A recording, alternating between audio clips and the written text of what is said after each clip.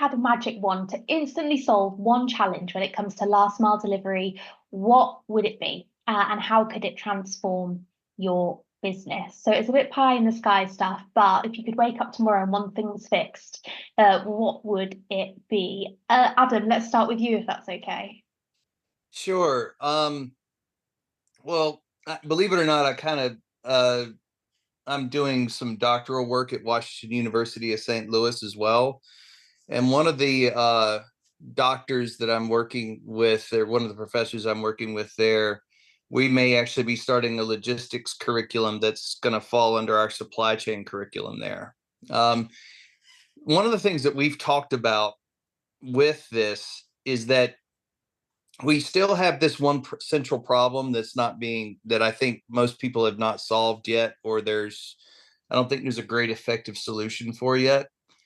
And it's when we do get to automated delivery through automated vehicles, the problem you run into is, okay, you can't really, drone delivery is not going to be truly all that effective delivering from like a central point, because you still have so many airspace, privacy concerns. How do you land this stuff in a place that's safe? It just so many complicated challenges. Then the other problem that you end up running into is, well, let's say it's an automated electric delivery vehicle, but it's more car like based, or more delivery truck or something like that. Well, that would require someone to be home to be able to accept that delivery, because there's still not a way that the vehicle is going to be able to deliver it to a specific safe spot. Or it's going to require such an adaptation of an expectation of everyone to change equipment or facilities. And so that's the thing that we're realizing is that that's the really tough solution, is how do we get to that place? Our one idea that may have use is to be it's an electric delivery vehicle that gets to the center point, or the most optimized point within a neighborhood, and then has small drones go out and deliver to a specific like porch stop or some specific marked space for each building or for each home.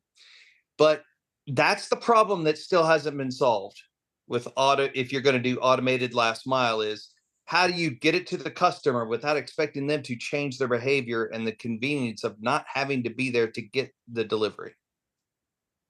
All right, Adam. Well, I'm loving how forward thinking you are already. You've set the bar very high, but I love to hear it. Thank you. But we have some knowing nods from around the room, so I take it that you're not alone. Cheryl, you were nodding Mhm. there. Is this something that you've thought about? But I'd also love to hear kind of your ultimate magic wand solution too. Well, actually, when I think about what Adam was saying, for me, one of the things that I've always, what I'm noticing is that personalization, we're pulling away from personalization, but that personalization is really what everyone still needs, right? Mhm. I want the fast delivery. I want to know that I get that Amazon effect. If I order something now, I should get it in like an hour or 2 hours, right? Sorry. But at the same time, I want to be able to know that I can still speak to someone. I can still get my, a solution, or issue resolved ASAP, and not have to be stuck with speaking to a machine like every 15 minutes, 15 minutes. I can tell you, I personally hate speaking to machines with a passion, but what I do know is that from on our perspective, I think one of our biggest challenges has always been that undeliverable issue, where it's like we get the addresses from the customers. You have the Apple Pay, you have the TikTok shops. You're doing all these different shipments, and you're moving the cargo as fast as you can, and you're using every opportunity you can. But then the shipment arrives and there's no one there, or the shipment arrives and the address is incorrect. And then that trickles back to now you have a bunch of returns. Customers are complaining that they didn't receive their package. We're giving credits immediately, but then the customer receives the package, right? And so for me, it's like, where's that visibility? So to Adam's point, yes, I can do an electric car, I can do drones, I can do it, but then what happens when the person says, I never got it? And that's something we face right now. We face a lot of scenarios where customers state, I didn't get it, but guess what? We got the picture from FedEx, we got a picture from DHL stating that, hey, this is proof that the package was delivered in front of the person's home, or this is proof that I put it in that mailbox. So again, to me, that's like the biggest question, like, how would you solve it? I am loving this, and I know that visibility piece on proof of delivery and giving credits and the cost implications of that is high on our agenda today. So we're in a great place. Thank you so much, Cheryl Ann. Nathan, coming to you, what would you love to solve? Similar to everyone else, I think we have I own all of our logistics network, and we're not as large as maybe Walmart or some of the other challenges out there. So the carrier network fabric is 8 or 9 domestic carriers, and there's inconsistent service across that. Technical platforms in each of them are very different. So what they call service is very different. So FedEx is very good for us. Some of the postal injectors vary depending on where that is. The post office has the most pervasive network, but they're also like 20 years behind in technology. Like 5-sided scanning is magic to the post office, and there's there's a variety of things that are just kind of like table stakes, except the largest player in the game doesn't really buy into that. We're seeing our customers not really want 2-day delivery. They just want to know exactly where their package is.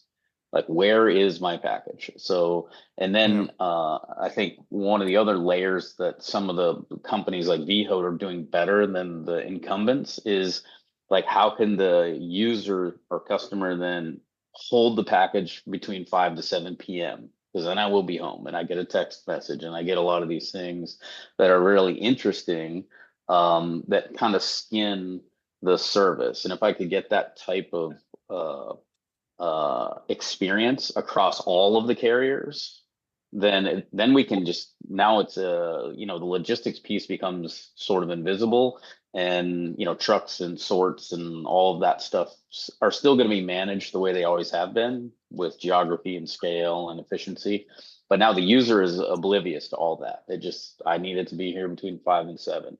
And that's great in the top 20 markets where everybody lives, but how do we give the people who live everywhere else the same service? Because there just isn't scale available there. So now you have like coordinated delivery days, and now you can only get in on Tuesday if you want a really high service, but that's sort of complicated and people don't really understand that. And there's just like kind of it's the same with economics, right? Like, the things that work in the city don't work in the country, and the things that work in the country don't work in the city. And like, managing that kind of duality is really complicated. So there's disparity across locations and across the different carriers. Lots to contend with there. Thanks so much, Nathan. Jeff, coming to you. I'd love to get your thoughts on this, the biggest challenge you'd love to solve. Yeah, I think when we talk about last mile, it's really a balancing act between cost, transit time, and what I would say a newfound focused on convenience. And so we're looking at our overall DC network. We're looking at consumer optionality, and just trying to provide them with the the most convenient solution at the least amount of cost to the company right now. So we're looking at our overall network. We're looking at ship from store capabilities. We're looking at other providers like Veho to help solve that problem. Okay, super interesting. Thanks so much, Jeff. That's kind of the holy trinity, isn't it? Transit, cost, and convenience, and getting it all right is not easy. But we're here to share some good steps forward there, so don't you worry. Michael, appreciate that you are driving, so hope you're okay to talk. Thoughts on this? Yeah, I brought my partner with me. This is why I hung up last time. Yeah. My partner in crime hit the off switch on me, so my apologies. No worries at all. Are you okay to talk? Yeah, absolutely. Okay. So I love, I loved hearing about all the different technology to enhance the final mile. Being on the other side, I say the other side, within the four walls, if you will, predominantly in the warehousing side with Seco. What I see is a breakdown consistently in communication between the warehousing software and our final mile partners. And that's where I see most of the issues. And I can even take it further upstream, unfortunately, as probably many will attest to on this call, is the challenges we have sometimes with inventory or other things that also impact final mile deliveries. I love the efficiency. I love the drone aspect. I love all that. But that breakdown in communication with our final mile partners at times causes me the most angst. And it's visibility, it's timeliness, it's communication, it's optimal routes, it's all those things rolled together. But again, it all ties back, at least in my side of the hemisphere, if you will, with the communication with our final mile partners. Sometimes I think it would be easier to solve world hunger or hit Powerball than get this ironed out. But we're going to keep trying. Yeah, for sure. Not an easy feat. Thank you, Mike. And Rich, coming to you, what needs work? What needs the most attention for you at the moment? Well, I'm like Mike. I'm on the other side, so I'm the transportation guy for logistics companies, right? Not direct competitors from the warehousing perspective as much, but it's what I'm hearing today so far aligns, aligns with what a lot of our clients tell us. I would say, from a transportation perspective, the biggest issue that we run into with final mile delivery is, route optimization and delivery density, right? So we have a very large client that is a large enterprise domestic retailer that is predominantly in strip malls. So when every single one of their deliveries is final mile. So a typical shipment for them might look like one pick from a DC and then 8 or 9 or 10 drops. If any of you've ever been in the furniture world, they're not a furniture company, but kind of like a furniture delivery. And, right.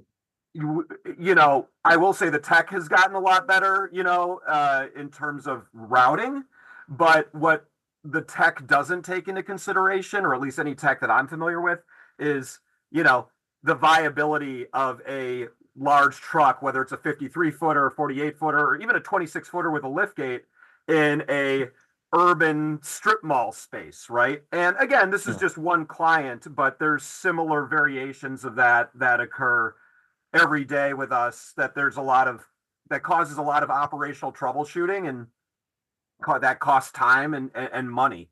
I love where Adam's head is at. I hope that the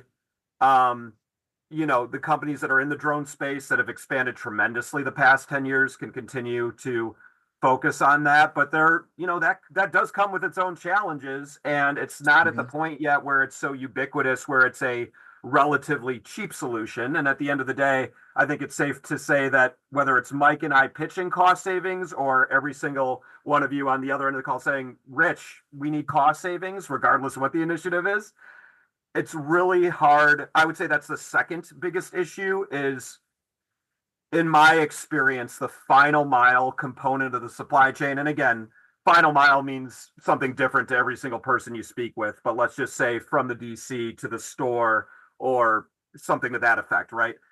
That is typically, in my experience, the most expensive leg of the supply chain. What COVID did was put final mile deliveries in hyperdrive, which I think benefited everybody on this call and all our clients. But when that happens, things kind of fall by the wayside. And during COVID, cost was not a concern for anybody on this call, right? That was the last concern. It's like, hey, I need a driver with a pulse, making this delivery for me. And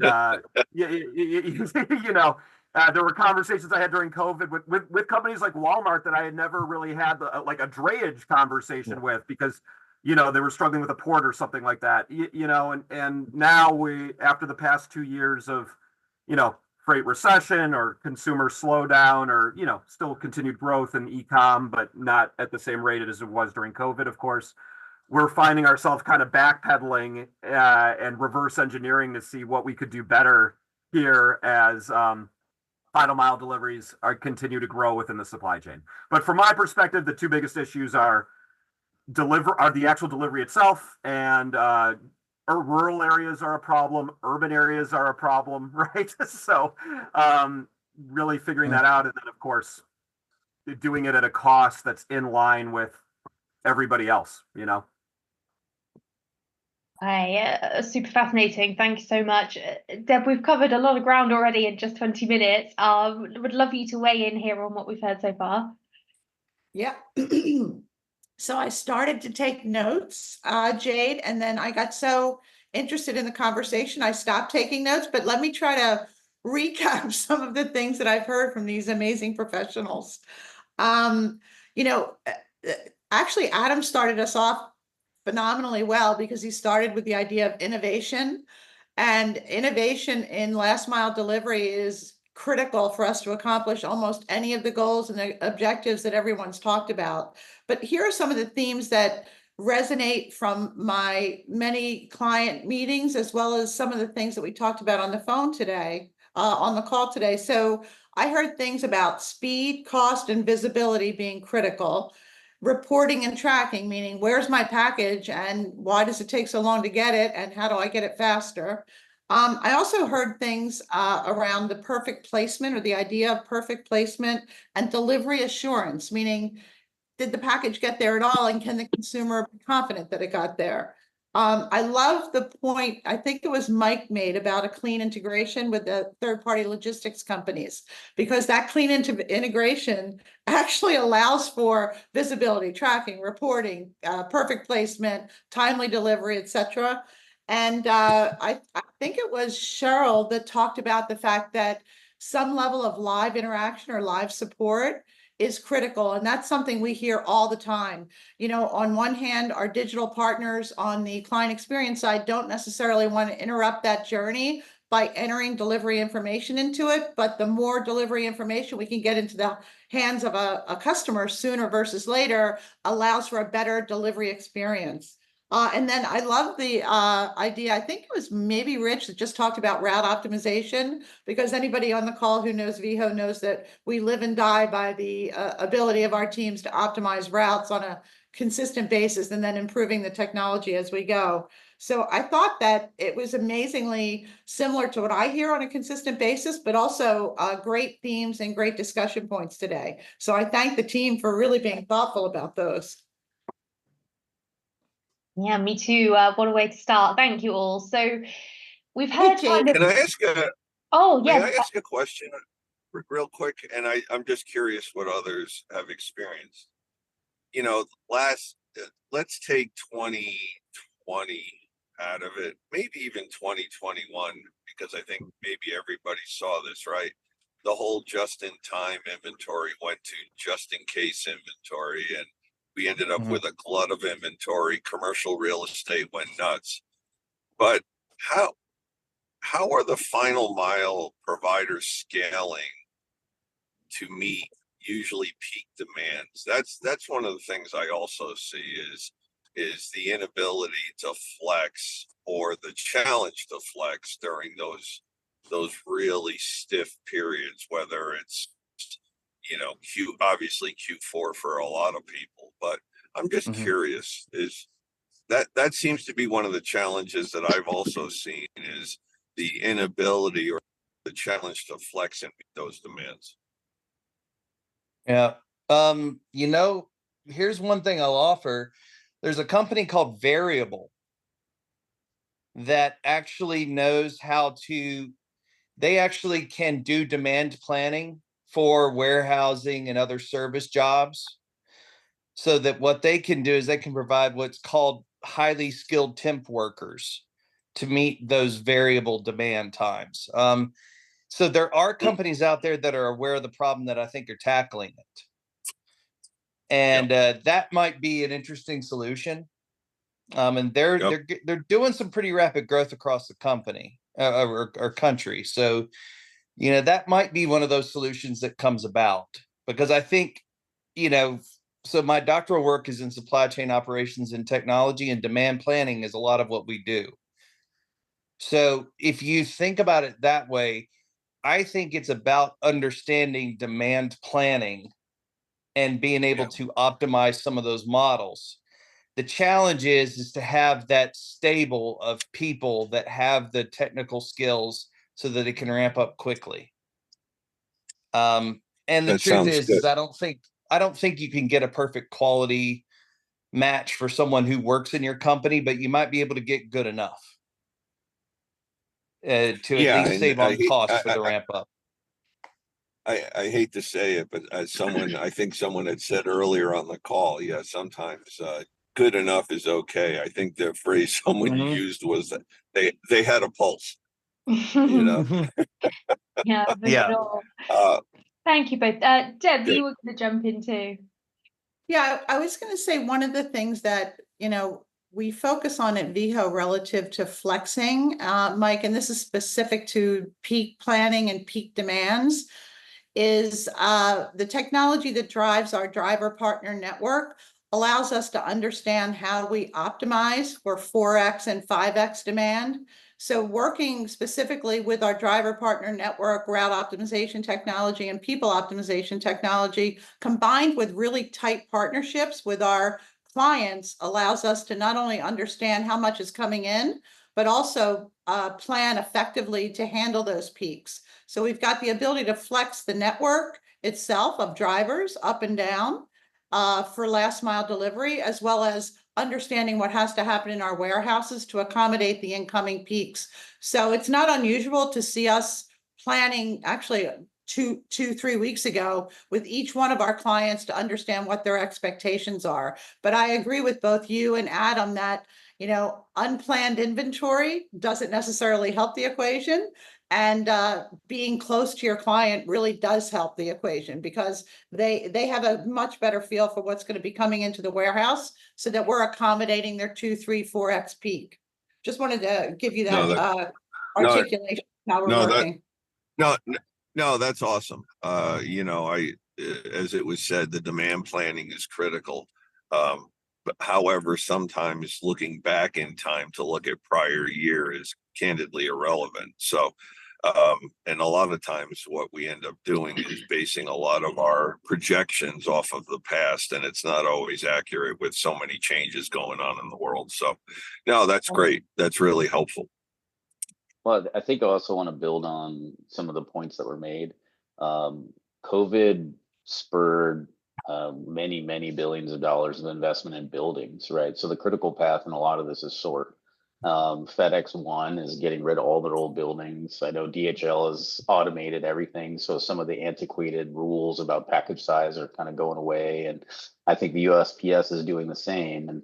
And with the ability to manage through variable or some of the other solutions that are out there, the variable portion of it, which is people and drivers, the critical path is like, can the building move 500,000 packages a day, right? Because you can get drivers for the most part. And middle mile isn't necessarily the issue either. It's just really, can the building sort it fast enough to get it out and segment that package flow through the network. And a lot of people are investing a ton of money in that. And to what I'm seeing, probably a little bit over investment. There's definitely some idle capacity out there that people have spent some money on, and they're very eager to fill it. Great point, Nate. No, that's great. Yeah, and that's the other thing that we wrestle with, obviously, is, you know, how we obviously, as everybody knows, getting as close as you can to the customer is great, but there's that tipping point of density within the warehousing solution side and too many satellite buildings in various locations. So it's it's a great point. Thank you. Cheryl, over to you. Oh, I actually wanted to piggyback on what Nathan was saying, is that where he spoke about, just understand the flow of the packaging. Like, for example, at Tarte, we have this huge sale custom kit. And we have a forecast what we anticipate, but then we just recently started adding TikTok to our mix. And so TikTok has a different level of requirements, and we have to at least meet to that need. But at the same time, when we have this custom kit sale, it's like so much volume of shipments going in, and we need to get it processed within a time frame. And one of the things that we worked really hard with one of our 3PL is really trying to optimize and implement prioritization, right? In regards to like, which shipments do we focus on to get out first?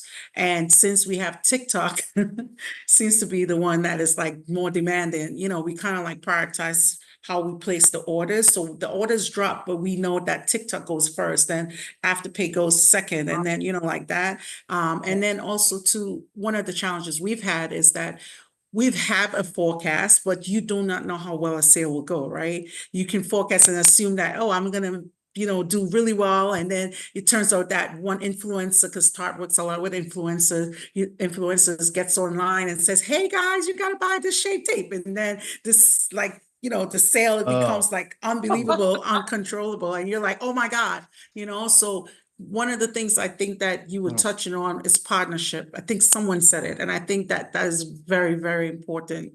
One of my strategies, especially coming down to the end, and we have that last quarter's holidays. I work really close with my carriers because I set the expectations in advance. And I also anticipate that if indeed that we were to say go like 10% above the sale forecast or 20%, whatever it is, how can we manage and handle that flow? We have an expectation with our warehouse that says, hey, you need to process everything within 3 days in order for it to get to the customer within, by the 7th day, because we have this plan of action that we kind of agree on, But the thing about it is, for me, what I've seen is when I proactively work with my carriers, when I proactively provide the forecast and work on solutions where, in case this was to happen, how would we deal with it? It tends to allow us to be a little more successful in meeting a customer's demand and in meeting like the unexpected. So I just wanted to share that. Thank you. Oh, that's great. That's really good. Yeah. So Cheryl, that is I can tell you from a supply chain or a demand planning scenario, that is like nightmare scenario what you guys are dealing with, because there is no possible way to be able to project the disruption, because your influencers are going to do this on a random schedule. That is like, gosh, that is nightmare scenario. So if you're able to flex to that, that's really saying something, because that's not easy. No, it's not. It requires a lot of babysitting. Yeah. Cheryl, I want to let you know that you are not alone in your managing these demand surges. So I was talking about the partnership that we have with our clients to plan for peak and do really live in the moment planning as best as we can. In the study that we did, one of the top challenges that supply chain professionals came up with, 76% said that planning demand surges and managing through demand surges successfully was one of their top problems. So I don't think that you're alone in this. And, when we think about headcount investment, at least I think about this all the time. So I have a large part of my client success team actually tilt to peak planning now. Spend at least 50% of your day getting through the peak plan process so that we know in advance what to expect. But you guys are not alone. 76% of the people that were surveyed in the Incisive survey actually agreed that this is one of the top problems they have. Yeah. I mean, we can't control the influencers. They can't stay on our schedule. I'm kidding, of course. Oh, that's funny. Yeah. Don't they know the supply chain problems that they're causing? Yeah. Well, I love that you guys have kind of naturally started delving deeper into some of your challenges. If we can talk a little bit more around that, the ways that you're digitizing your supply chain. What are some of the priorities or even stumbling blocks that you've come across on your route to digitization? Jeff, we haven't heard from you in a while. Yeah, so we're looking at a lot of different things on digitization, both I would say automation of our existing systems and then looking at new systems that can help enhance what our frontline associates all the way up through our executive team is doing, and really about, I would say, up leveling the work. So trying to get away from like the manual, less value added tasks and really focus people's time and attention on more strategic thinking. So there's a lot in that space right now. I mean, I think our team identified like over 400 different automation opportunities just within our own existing systems. I think somebody talked about this earlier, but like with automation, right, you want to make sure that you streamline the process first. Like you don't want to automate a bad process, right? And you want to make sure that you don't lose flexibility when you do that. So, you know, you need to be methodical in terms of how you do that, but at least on the automation side. On the digitization side, I mean, I think there's a lot to tap into. We're looking at AI like I'm sure everybody else is. We're looking at end-to-end value streams. So not just looking at specific functional digitization, but looking at how information flows across our total supply chain network.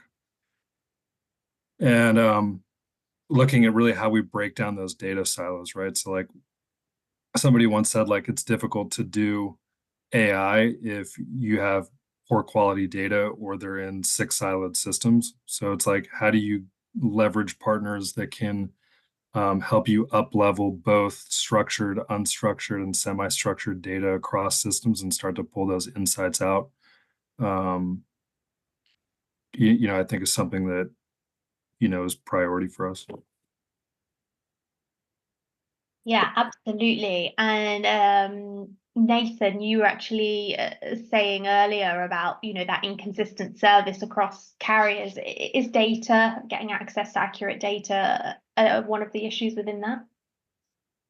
Well, yeah, I think everyone wants to keep their own data. So as soon as you involve a data partner or several carriers or other vendors in the supply chain, there's definitely some challenges getting a single view of everything. So I think that, you know, Columbia as, you know, a brand and it's consistent, right? So I think that you maybe have a little bit more runway into consolidating. And I'd love to talk more about your strategy there. Cheryl Ann Tart is a younger brand.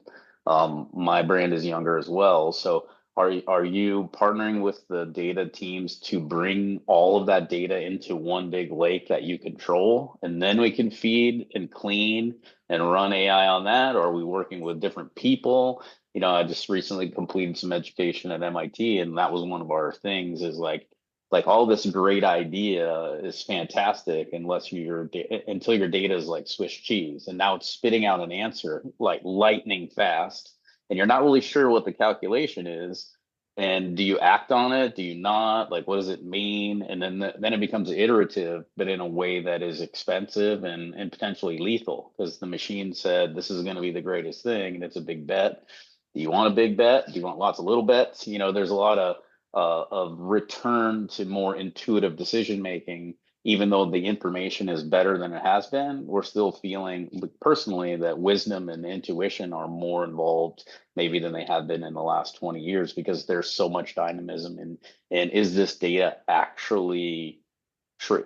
Or is it just information that needs to be contextualized into some larger or more specific or precise point?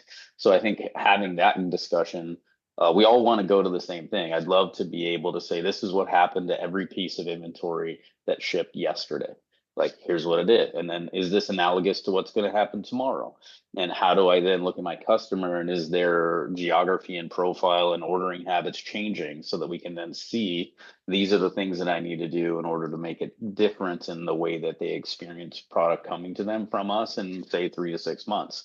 But having all of that together becomes an organizational negotiation, because, you know, if that's really driving AOV and retention and all these things, like, proving that is also a challenge, because, you know, now you're competing initiative wise with marketing, with other people, and to collect data from, say, in my case, 12 different entities that are all larger than I am, needs to have middleware and kind of all of that. Now that's a technical project that requires governance. And if there's competing priority there, then I get partial data that's really good and the rest of it's terrible, so I can't use it. But if 40% of the data that's terrible represents 60% of my customers, now it's biased in a way that is dangerous to make good decisions on. So that really is one of the challenges that I'm facing, is like, we're just big enough to get into this, but we're not too big to control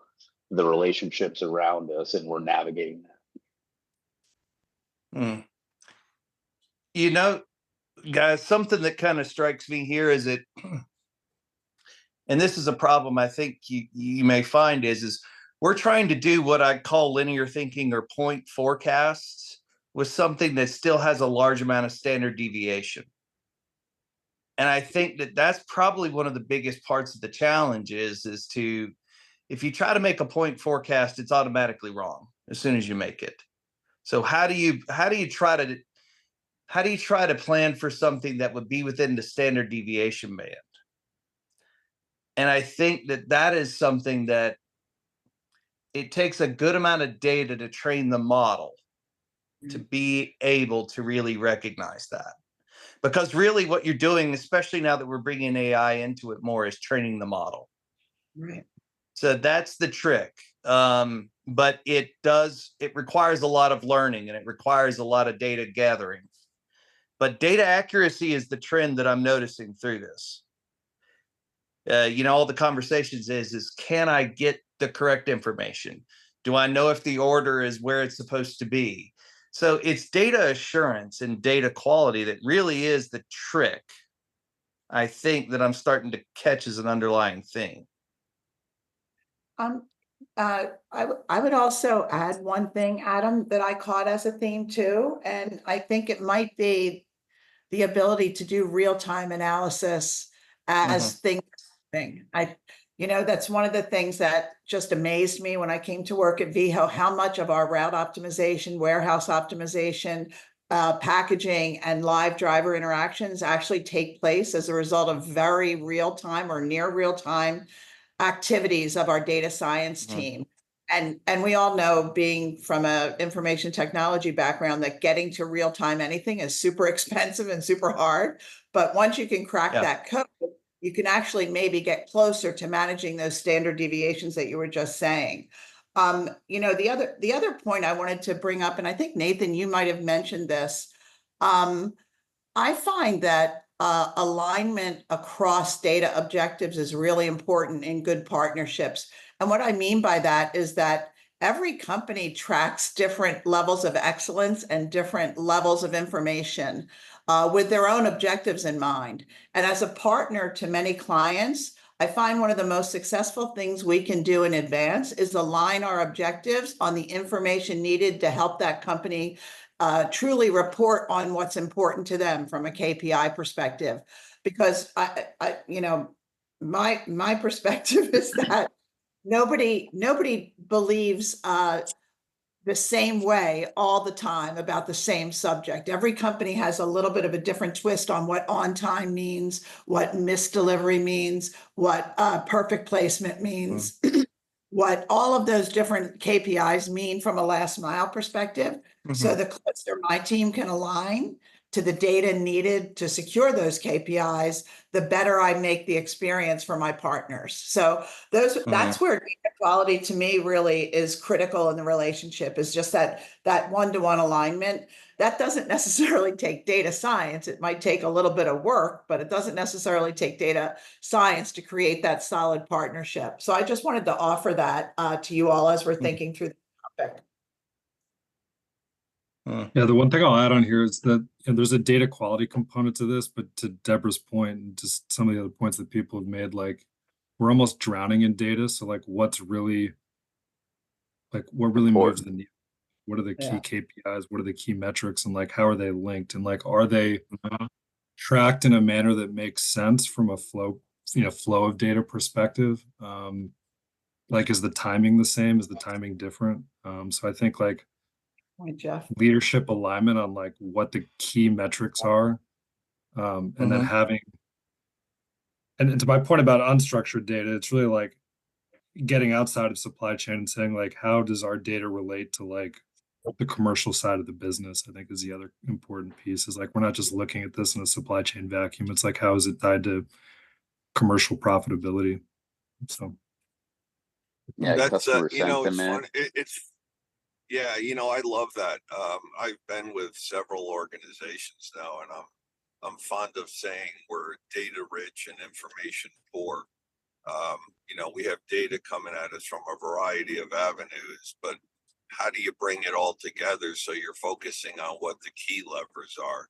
And that's a great point.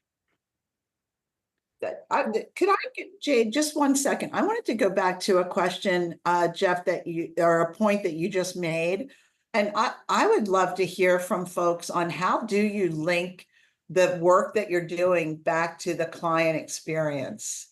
You know, I have the great privilege of speaking to enormous numbers of transportation, logistics, supply chain professionals, along with client experience professionals.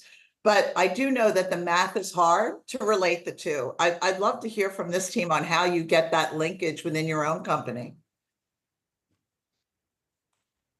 You know, there is something that I can use an example from Walmart. So the way that Walmart, you know, okay, so our transportation and distribution that was non-e-commerce was always on time and full, right?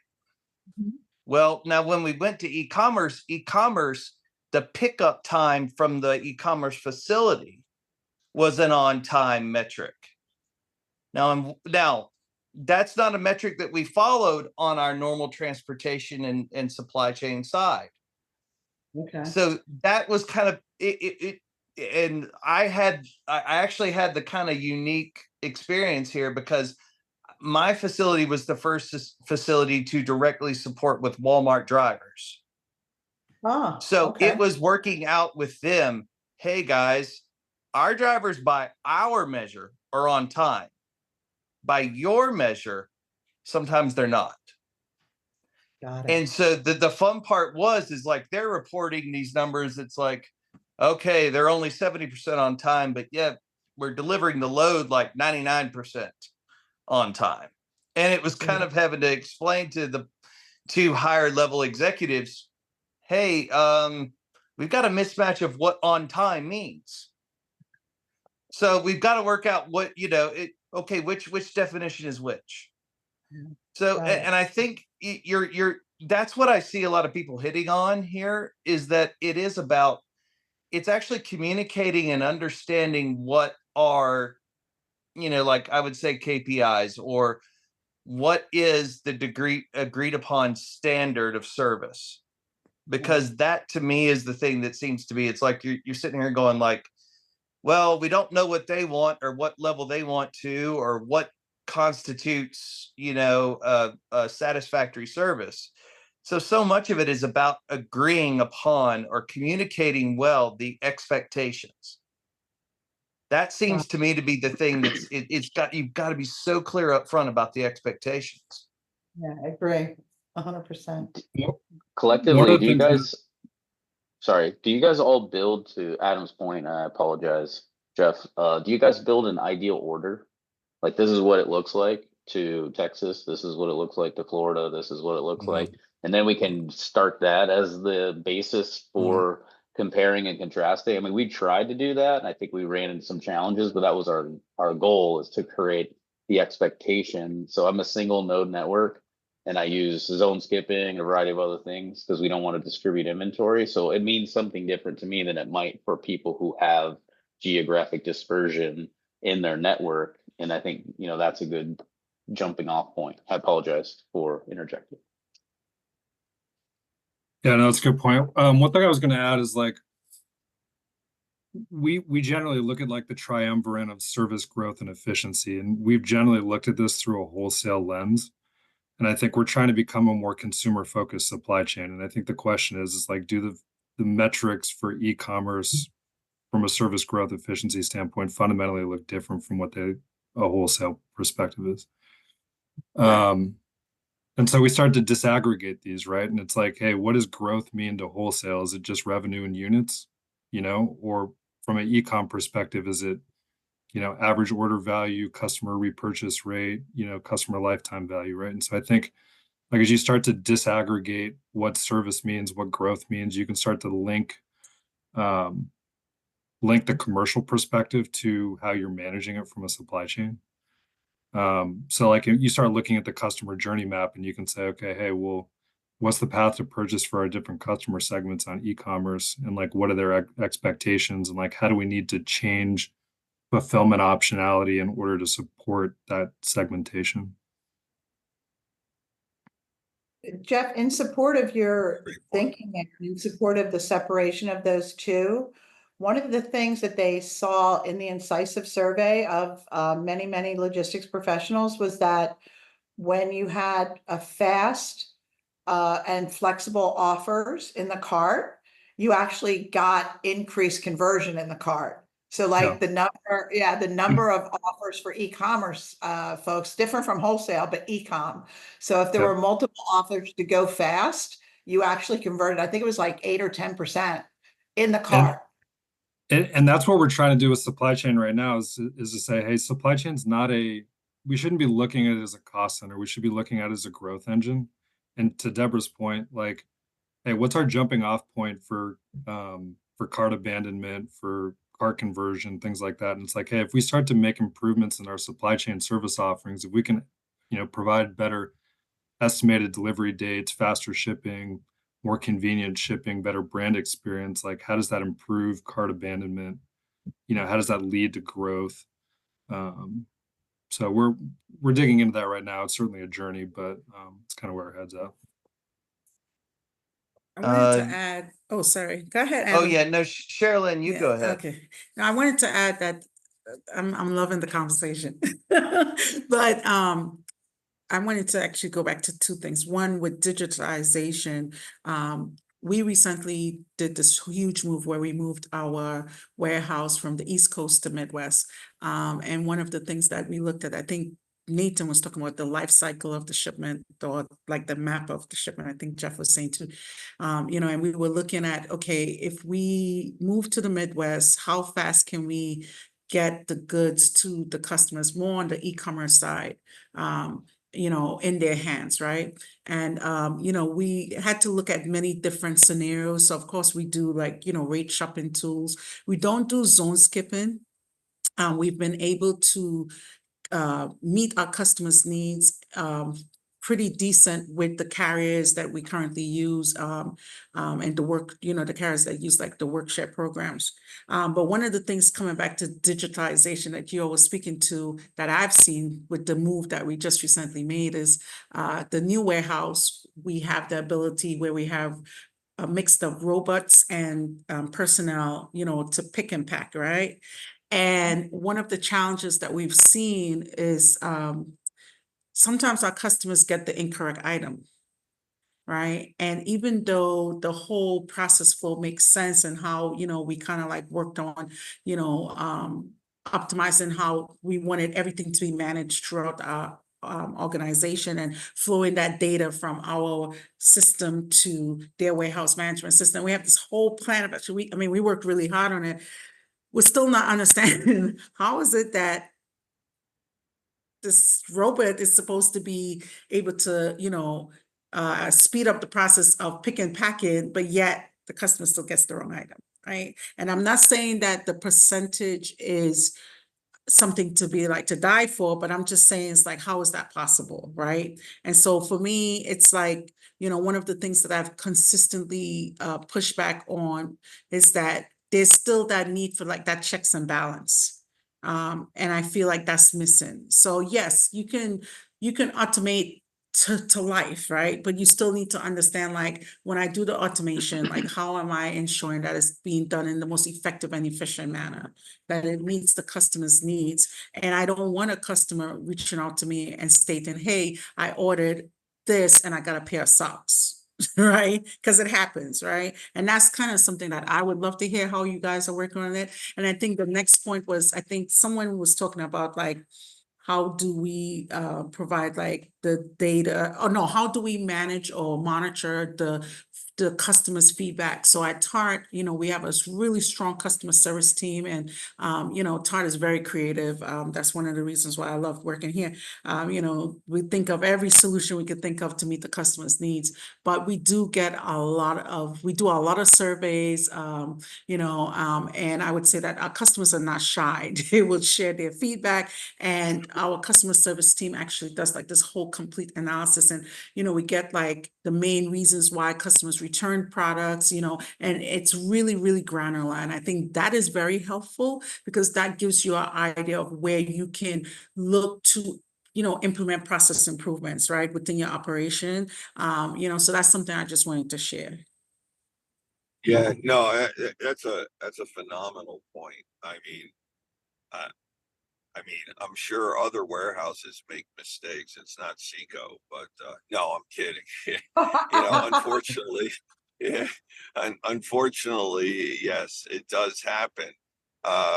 So I've explored and have introduced some robotic solutions in the past that have actually served multiple purposes. One, addressing the challenges with labor, because it actually helps.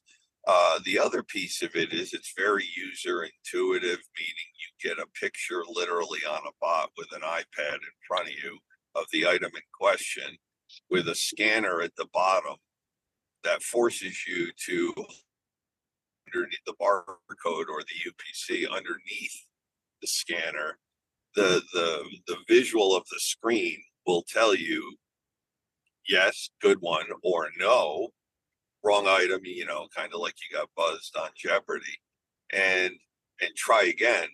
That's the first check. The second check is at the pack stations themselves, where the packer, before they're shipping, is actually validating again for whatever reason that the right UPC is there. So it is actually a two-step process to help with order accuracy, because to your point, all the speed in the world doesn't matter if it's the wrong item when it gets there.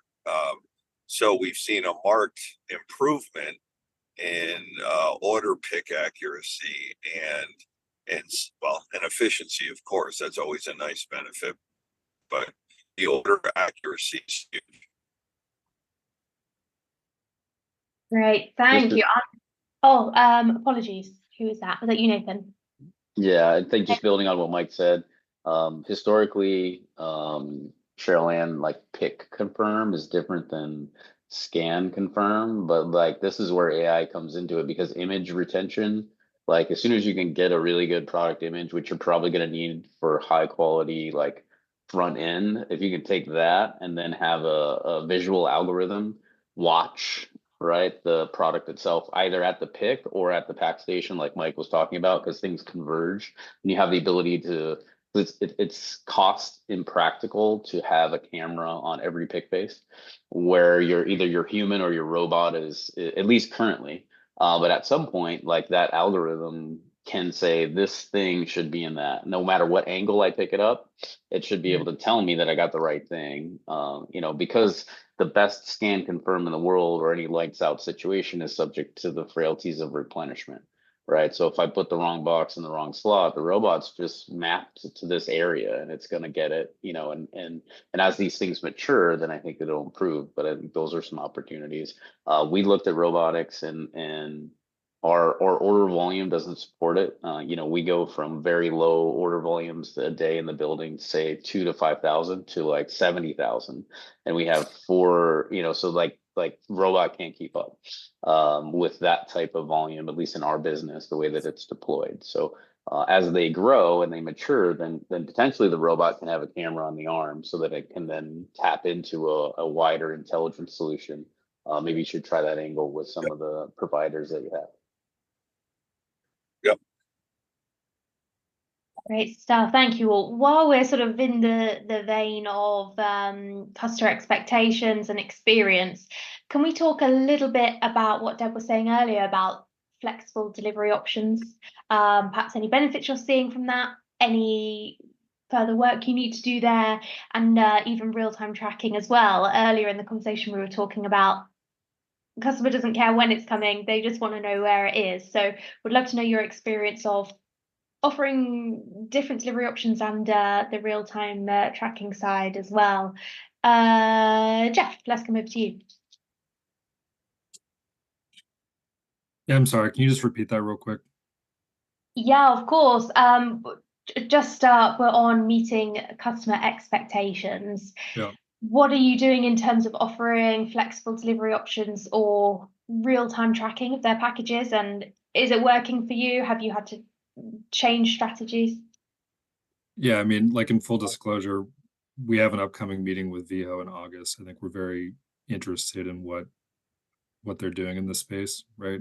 Their CEO talks about shipping is the new shopping, right? And how the tracking number is now a messaging platform in order to engage with the customer, right? So the fulfillment optionality of saying, hey, you know, I'm not going to be here on this date. Can you hold my package or can you drop it here? You know, whatnot, like opens the customer up for engagement with the company.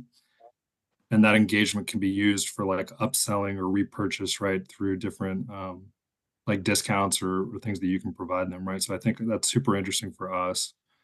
And I think, you know, we're very much in the discovery phase on that. I think there's a lot of opportunity in the post-purchase space. So yeah, we're along on that journey right now. Exciting times there. Wishing all the best with it, Jeff. Thank you. Nathan, what about for you when it comes to that flexible delivery options and real-time tracking? What does that look like? We just, I think we're probably 50% down the implementation of a messaging partner that allows us to provide us kind of like an agnostic experience with branded landing pages, and we're sending out the emails and texts and a variety of other things so that the carrier themselves is going to be moved out of that. I think that's not new or unique in any way, but it is the basis for increasing our ability to engage. I think, you know, some of the things that Jeff talked about, we're very interested in, like how can we because we have a membership, like how can we use the carrier tracking pages or take that from them and then use that as an ad serving or, you know, product intelligence way to say, hey, these are potentially new products that we might want to offer. And it shows up as essentially an ad or some type of presented digital engagement opportunity. And by the number of clicks or not, our members are going to then signal to us that they like that product or they like this brand or they like all of these things. So, you know, having that is one thing. I think the ability to kind of create an intermediate layer between us and the carrier. It'd be really nice if every carrier had the same thing. And I think we have, full disclosure as well, spoken with Veho about 18 months ago, and upcoming conversation as well. Not everybody has a technical forward thought process like Veho. Like a whole bunch of people have buildings and trucks, and they're just catching up to the ability to engage all of these other things. And they're also legacy like their perspective is legacy, right? Like the technology isn't the driver. It's really more of the operating efficiency and these kind of historical, you know, ways to build a network are still more influential than what the customer wants, because, you know, there are certain things that are, I think, in my opinion, a commodity. Like a sort center just sorts, right? But like what you do with the package next, does it go to a micro store? Do you have, you know, Veho has a lot of different, like really flexible kind of last mile driver. So you get to the neighborhood. I think Adam mentioned this earlier, like get to the neighborhood and then a bunch of people can feed on it, so that driver population never actually leaves their area. By definition, that should mean they're more familiar with the places they have to go. They're going to be easier to navigate a smaller geography. Like we want to be able to access that, but there seems to be a lot of plumbing that we have to do upstream.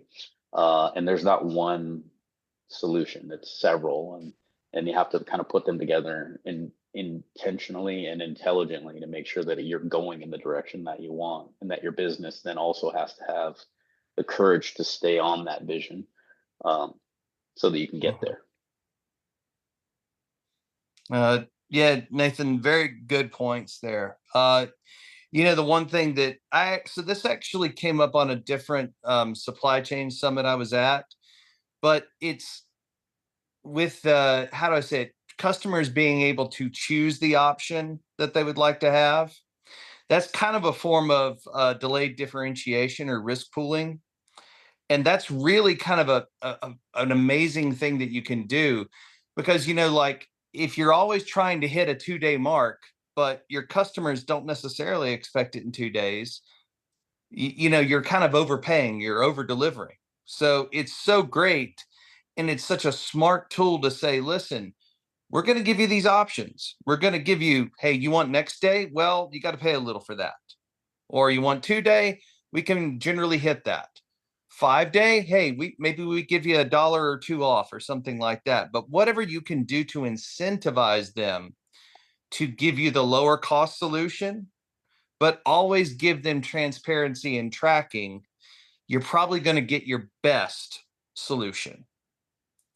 And you know, like you can see this, like say with the Shop app, like when, you know, you see that and it comes across and you have the visibility of going, oh, okay, this is here, it should be here then. Okay, it's at this location, it's at this location. That makes people more comfortable. So it's so much about the transparency, but also if you can give those options, guess what? Now you don't have to guess at when the customer wants it. And you can have them make some of those cost decisions for you. So Adam, one of the things that the Incisive survey actually got from the many people that were surveyed was that brands actually saw, when they did surveys of their own shoppers, they actually saw that I think 43% or so of the people that we surveyed actually said that the brands knew delivery windows were really important for e-commerce buyers. But flip side, it was hard technologically to offer delivery windows successfully. So there's probably an opportunity out there to actually meet a customer expectation, but you know, maybe a technical challenge in actually, you know, activating that type of offering. But it's definitely on the minds of a huge number of brands to figure out, you know, you're right, 5-day should maybe not cost anything and maybe saves the shipper money, but 2-day maybe costs a little bit more. And the other thing that went with that was on time. So what was just important, I think, was, okay, they want delivery windows in our e-com stack, but the promise, meeting the promise of delivery was just as important, or at more cases. So there, it was really kind of interesting observations that we got from that survey. And I get, believe me, I see it all the time. It's really hard to have your company perform on every single metric and every single level. So maybe 5 delivery windows is a little bit much, but sometimes offering a choice is good. Yeah, no, I think because again, there's some customers, it's like, listen, this is something I need tomorrow, but sometimes it's, oh no, it can get here when it gets here. But Mhm. if you know that information, then you really can make some better decisions. Right, exactly. Such interesting stuff. Thank you all. We've spoken about cost, spoken about customer experience. I'd love to know, how does your company evaluate the cost of a bad delivery experience? Is that something you're able to do? What are the metrics you're looking at? I'd love to know more. Cheryl Ann, is that something that is on your guys' agenda at Tart? Say it again, if you don't mind. You said the Yeah, of cost for a course. bad delivery? Yeah, how do you evaluate the cost of a bad delivery experience? That's actually something we were just recently speaking about. One of the things that we recognize is that we tend to give credits. The way how we work is that, you know, if the customer, we just please the customer.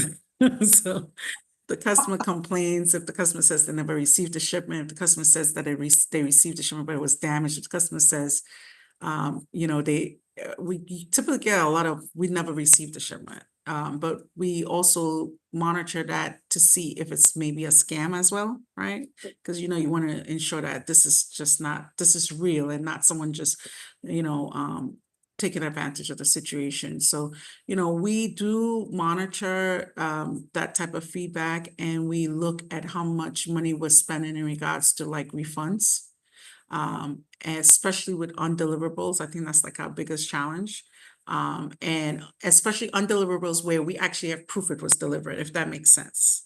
Right. And it's like, is it your focus is more to keep the customer happy, so you're just going to go with what they say? Or is it that you're going to look at the trends and decide, okay, maybe this is maybe this customer's third time of saying this, so I'm going to just block that, which we do, to be honest, right? Because you do want to save money in the process, right?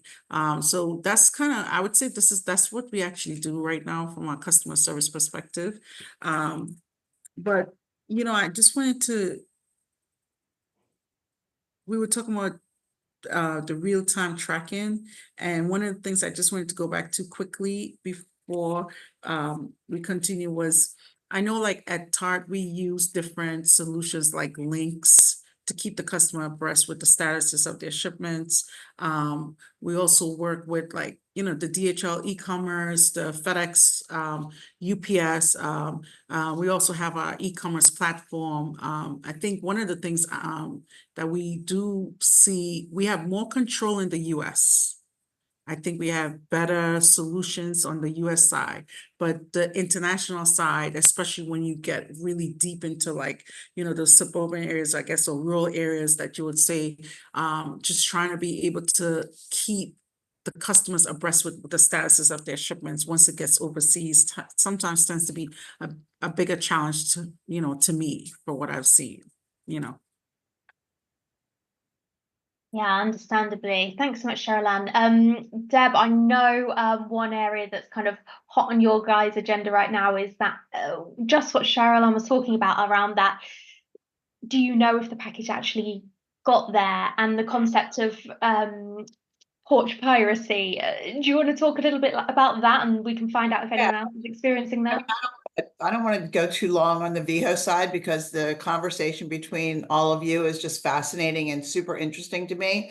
Cheryl, a couple of things I want to mention though that I think are amazing technology innovations around real-time tracking of the package. So we have a client, and I'll send you one-on-one his case study right now, but they're right now engaged in hyper personalization of the delivery experience. So some of the things that we're doing to support that have to do with just you know, perfect placement photo and geopin to make sure that real time that package and geopin were delivered where the client said. And then we can also tell the shipper those locations that were geopinned and porch pirated. Obviously, we can communicate all that stuff. And then on the driver side, we've actually created a system of nudges when the drivers think they're close to something, but they're not at the place they need to be. So we're trying to tackle it from both sides, both from the your end client side of delivery, but also making sure that our drivers are at the places they should be, because we have the history of that delivery location. And that seems to be paying off dividends with our driver partners. I think the other thing that we've done really well in the consumer app is a lot of push notifications during the process. Once that package is left the warehouse and it's en route, the customer gets a lot of notifications of what's happening with it on the consumer app. Or, some of our clients like to take the app and make a webhook inside of their e-commerce site so that the nudges come there. But you made a really good point. A lot of this is all around technology and just making sure the shipping, the carrier's product is keeping pace with an innovative stack, right? So the idea of personalizing the journey, making sure that everything is as close to real time as possible, and then nudging the process along the way so that when the package is perfectly placed and perfectly delivered, everybody can high five, give us a 5 on delivery, and close the door. Mind if I jump in here? So just to go back to what Deb and Cheryl Ann were talking about, I think quantifying the value of lost sales is really important. And I think we do that on the wholesale side because we get chargebacks from our wholesale customers. I think we're not doing as good a job on the e-com side on this. And I think it's a really important component of the overall business case on some of these supply chain services, right? And I think as a community, we're probably over-indexed on cost savings, because traditionally supply chain has been looked at as a cost center. But I think if you start to flip the script and say, hey, maybe we're more of a revenue or a growth driver, investing in some of these things that can improve the lost sales issue can get really interesting. And I think about it like profit margin versus net profit, right? Like, would you take a slightly smaller profit margin to get 100 million extra units? Like, could you get higher net profit by having a slightly lower profit margin? Right. So I think, we need to look at the business cases holistically. It's not just, what's this going to cost us, but it's like, how is this going to drive improvement in, our overall sales?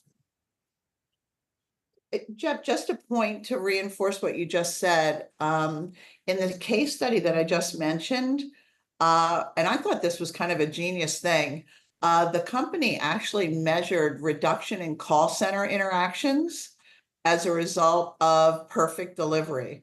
So he had some kind of ability to figure that out. And I thought that was like a genius thing.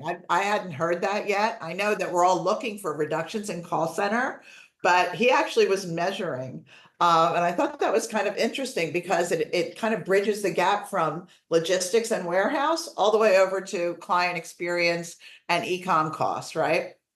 Yeah, no, that's a great point. I mean, it's like, what's the total cost to serve our customers? It's like, how much of our time is being spent answering calls from angry customers, and like, what's the headcount associated with that, and all the overheads. Yeah, exactly. Great point. We went through that effort, and I think we're seeing the messaging platform is reducing our Wismo calls.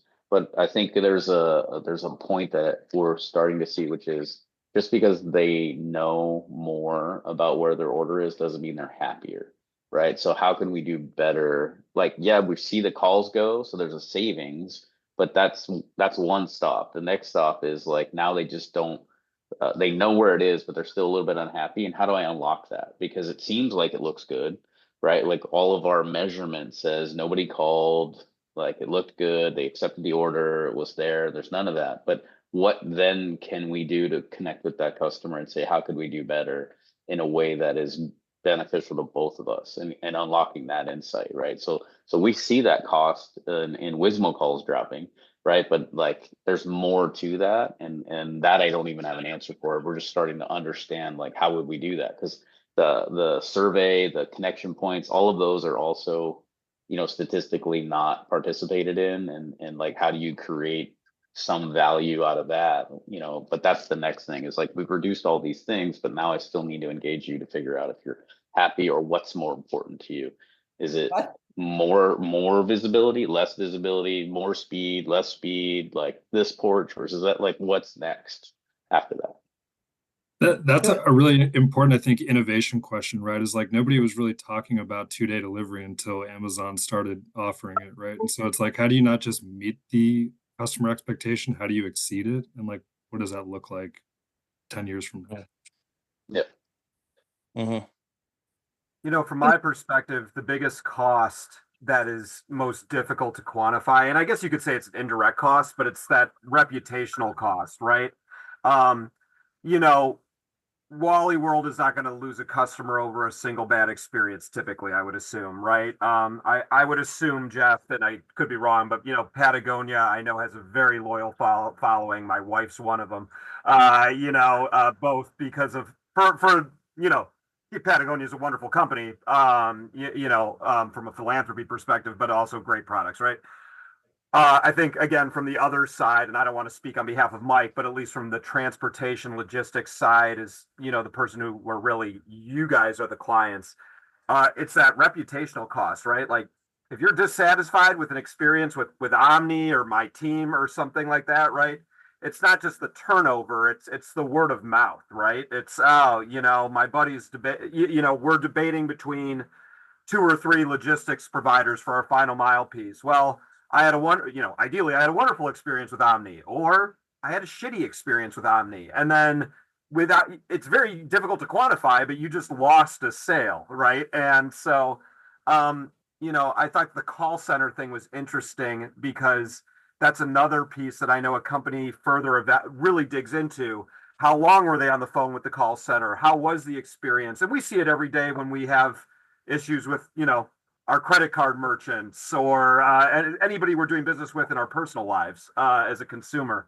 But that, to me, the company that can figure out how to best quantify, regrettable losses in business, opportunity management, things of that nature, that they will thrive. And again, I know it's a lot. The problem with it is it's a lot more qualitative than it is quantitative in nature, and I get that. But that to me is really, that is the hardest cost to quantify. I'm going to reinforce that with some personal experience here.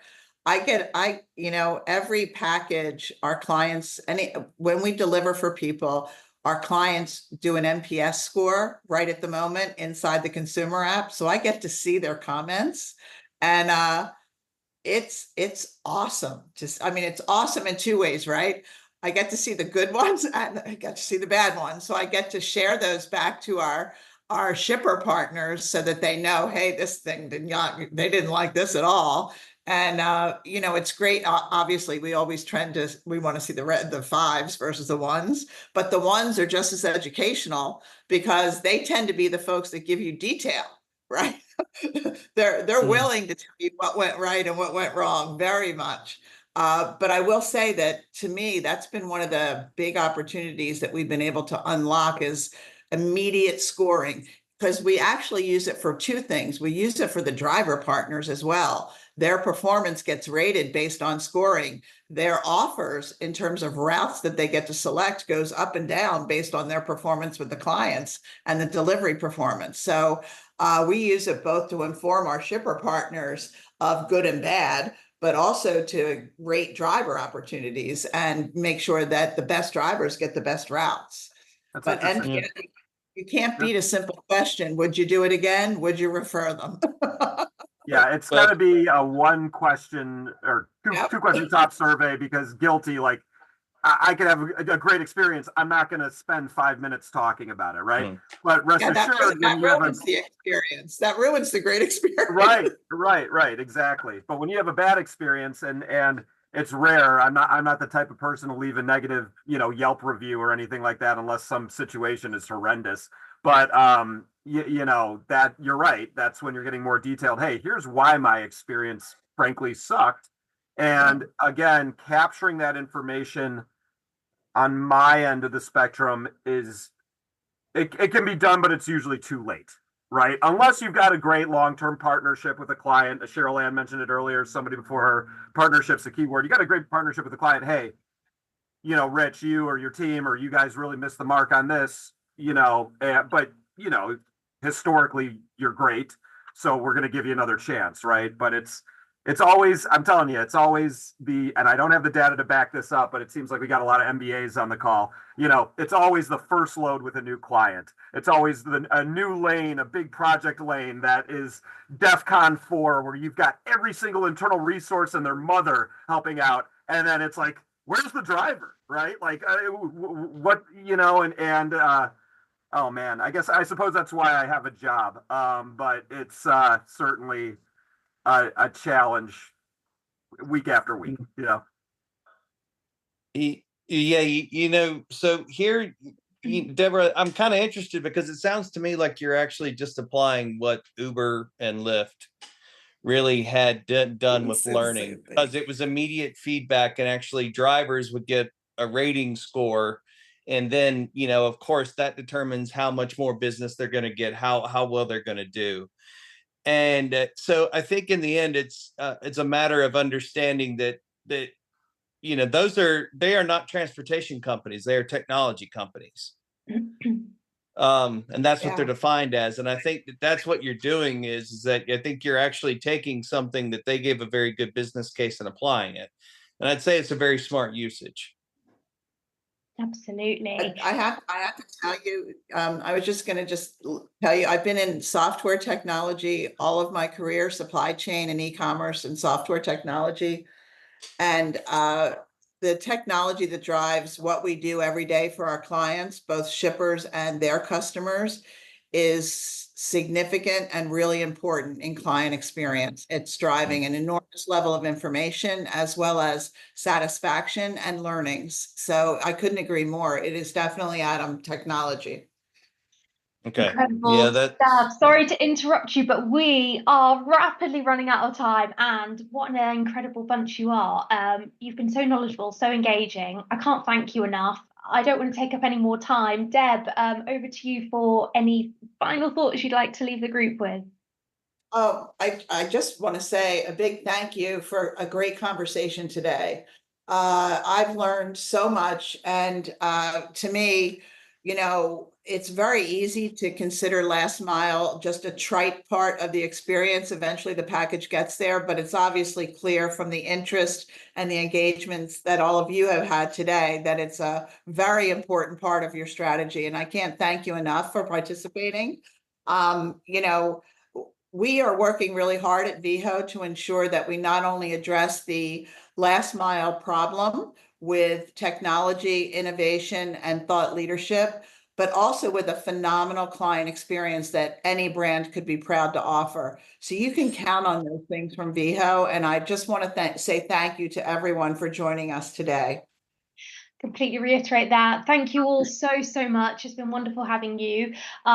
Just to let you know, Deb and the team at Veho and of course Sinji will be reaching out to you in the next few days just to see how your experience went today. And if you want to continue any conversations like those that you've had today, we can set that up for you. But for now, thank you all so much once again. It's been wonderful meeting you and hearing all of your escapades and learnings along the way. Wishing you a wonderful rest of the week, and do take care. Thanks again. Thank you. Thank you. Thanks, everyone. Take Great care. meeting. Bye-bye. That was great. Bye. Thank you, guys.